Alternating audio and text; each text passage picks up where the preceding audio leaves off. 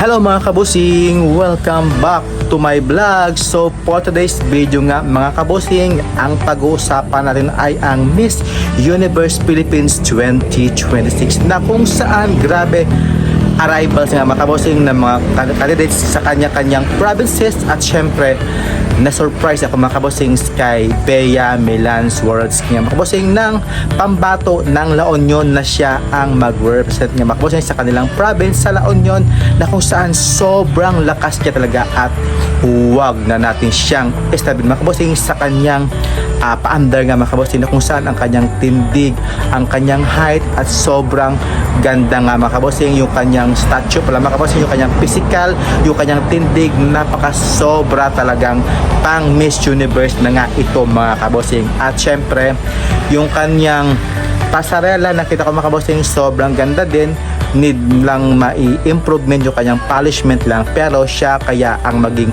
2.0 ni Catriona Gray nga mga kabusing nito si Bea Milan Swarovski nga mga kabusing, na kung saan grabe na surprise ako sa kanyang pagdating at syempre yung kanyang bilang isang Miss Universe Philippines La Union.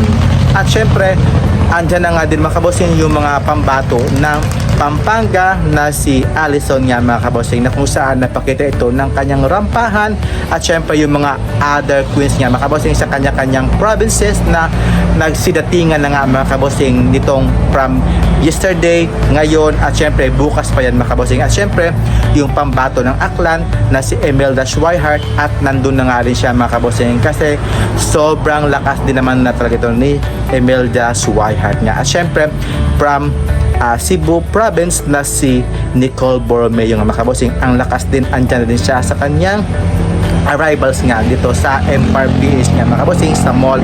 At syempre andyan din from Cebu City na si ano ba yun?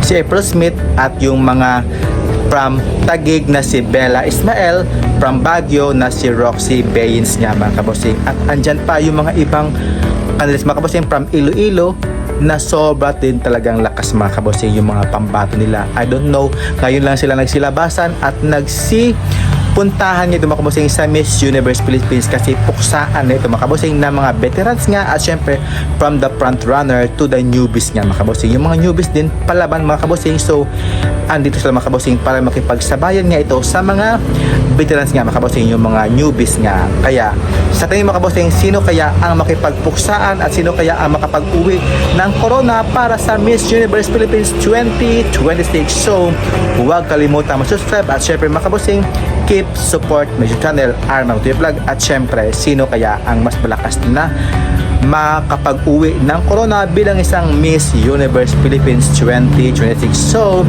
see you guys and thank you for watching and have a nice day. God bless po. Kapungkap. Bye bye. God bless.